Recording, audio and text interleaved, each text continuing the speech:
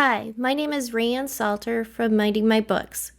This video will demonstrate how to use Cycle Count within QuickBooks Enterprise. This video can be used as a tutorial for those that already have the software or as a demonstration for those that are looking to upgrade to Platinum or looking to purchase a new subscription. Cycle counting is a method of inventory management that involves counting a small portion of your inventory on a regular ongoing basis rather than conducting a full physical inventory count all at once. Instead of shutting down operations to count everything at once, cycle counting allows you to count different items at different times, ensuring that your inventory records remain accurate throughout the year. In QuickBooks Enterprise, the Cycle Count feature is integrated into the Advanced Inventory module, enabling businesses to manage and maintain accurate inventory levels without the disruption of a full-scale inventory count. Now, we'll walk you through the process of setting up and using cycle counts within QuickBooks Enterprise. Let's dive into how to get this set up in QuickBooks. Before we can start using cycle count, we need to ensure that this feature is active in your QuickBooks Enterprise account. If you haven't done so already, open QuickBooks Enterprise. Log into your company file. Next, we need to access the Advanced Inventory settings. Go to Edit at the top of the toolbar and select Preferences. In the Preferences window, click on Items and Inventory on the left-hand side. Then navigate to Company Preferences tab. Click on the Advanced Inventory Settings button to make sure that you have the Platinum Edition. If that box is grayed out, email me at Raeann.salter@mindingmybooks.com for help with upgrading. If you see the same screen as what mine is showing, we are ready to get started. The first step is to create your warehouse users. You can assign users to receive purchase orders, pick and pack sales orders, and perform cycle counts from a mobile device.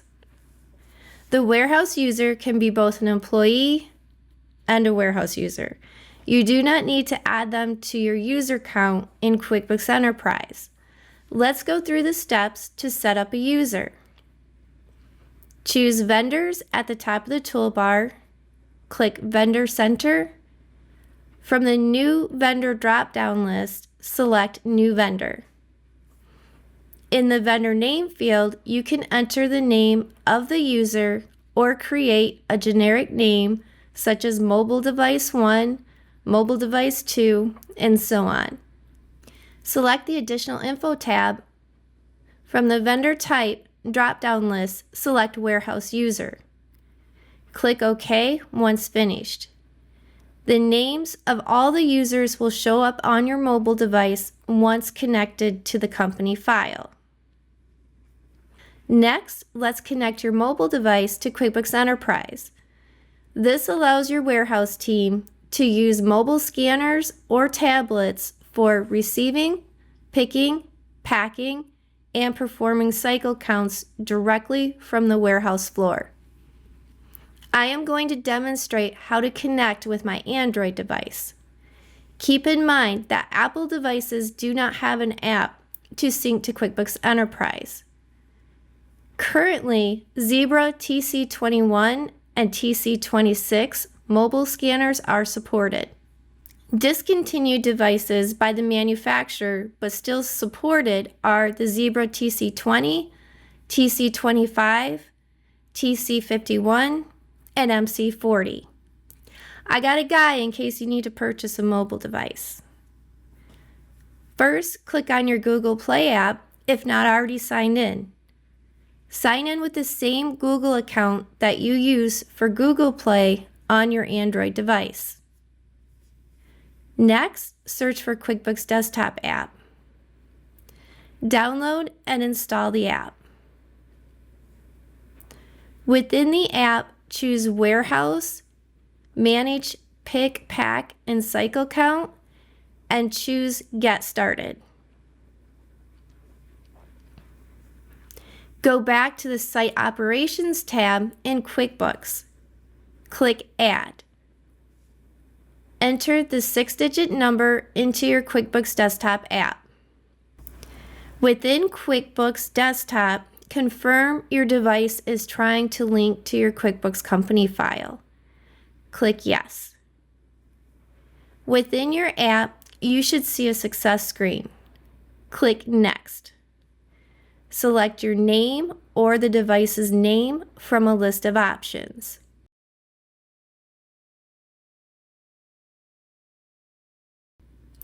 Next, we need to access the Cycle Count feature. Go to the Inventory menu at the top of the screen. Select Cycle Count from the drop-down menu. You may need to log in to your Intuit account before proceeding to the Cycle Count dashboard.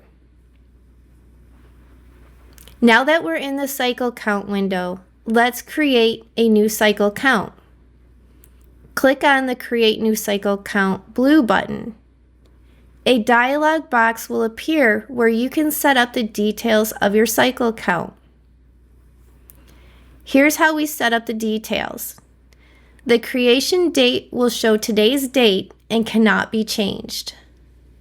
Next, assign the warehouse location. If your business uses multiple locations or warehouses, select the one for which you're conducting the cycle count. The count ID is automatically assigned with the inventory location and count number. In the Assign To field, choose who is assigned the count. Select Find and select Items, and a pop-up will appear to choose your items for counting. You have several options here. Select All if you want to count everything in your inventory. Select Quantity on hand is less than 0 to count negative inventory. You can filter items by categories if you have them set up within QuickBooks. Use Find Specific Items. You use this filter to select specific items based on criteria like item name, description, or custom field. Choose Add Selected Items once finished. Your items will appear on Create New Cycle Count screen. You cannot sort on the columns at this time. You can delete items either individually or select All to delete everything. You can even hold the Control or Shift key and click to select your items to delete. You can add notes to show on the mobile device. Some things to know about the cycle counts. If a single item is more than one bin location, a separate line will show for each bin location for that item. Each cycle count is limited to 5,000 tasks. So if the total items exceed 5,000, delete items until you are at or below the limit. Upon creating, cycle counts get split automatically into groups of 200 line items. So if you select a 400 item plus bin combination line item, you will see 2 cycle counts created. Once you're ready, choose Send to Device or Create and Export to Excel. A pop-up will show that the cycle count was created successfully. Click OK to take you back to the cycle count dashboard. You will see that we created a cycle count for the Atlanta warehouse. Now we'll take you through the steps to conduct the cycle count from your mobile device. I'll be using my Android phone for this demonstration. Your mobile device app should be loaded on your phone. Find and tap on your QuickBooks Desktop app. Tap Warehouse to see your list of tasks. Next, prepare your Cycle app for the cycle count. The Select Task screen should appear unless you need to log in. Within the Cycle Count section, you will see the counts assigned to you and any unassigned accounts as well. Tap Cycle Count to view the details of your assigned accounts. You can filter by site. Each count assigned will show the count ID, number of items in the count, and any notes if added. Now you're ready to enter your inventory count. Begin by tapping on the card to perform the count. This will give you a list of items to be counted. Each item displays the item name, description, and bin location. I wish it would let you sort by bin location. Scan or tap on each item to enter the count. You can manually add the count, or if you have scanning capabilities, you can scan the items. I believe you can scan each item one at a time, or scan one item and enter the total quantity amount manually. You can add any notes to each of the items you're counting. Click Count to accept the item count. This takes you back to the count screen to choose your next item count. Tap Update if you'd like to save your count progress. This will sync back to QuickBooks while keeping your count active to finish at another time. Tap Finish once the cycle count is completed. Confirm you want to mark the count as completed. Choose Back to Task to repeat the process until all of your assigned counts are completed. If you don't use a mobile device, you can conduct the cycle count manually. First, you'll want to export your list to Excel. From the Cycle Count dashboard, checkmark the items to be counted. Choose Batch Actions, select Export to Excel. Check Excel to see if your report exported. The next step is to prepare the spreadsheet for your warehouse counters. You can sort your columns that makes it easier for the counters. For example, you may want to sort lines by bin location. I would hide the quantity on hand and difference column so the counter can't see what QuickBooks shows. Print the report or save the spreadsheet and send it to the tablet or other electronic device for them to enter the quantity and notes within the spreadsheet. Now you're ready to count the inventory quantity. The warehouse person can locate the item and bin for each line, counting and entering the totals on the form. Any notes can be added per line. If entered on paper, it will need to be transferred to the Excel sheet. Again, to save time, I would suggest this part of the task be performed using a tablet or other electronic device that has Excel. Once a count is finished, it needs to be imported or manually entered on the dashboard. Go to the dashboard and select Import from Excel. A pop-up asking you to confirm you understand what cycle counts with a closed status will not import in. Choose your saved worksheet. You will then get a notification that the cycle count was imported successfully.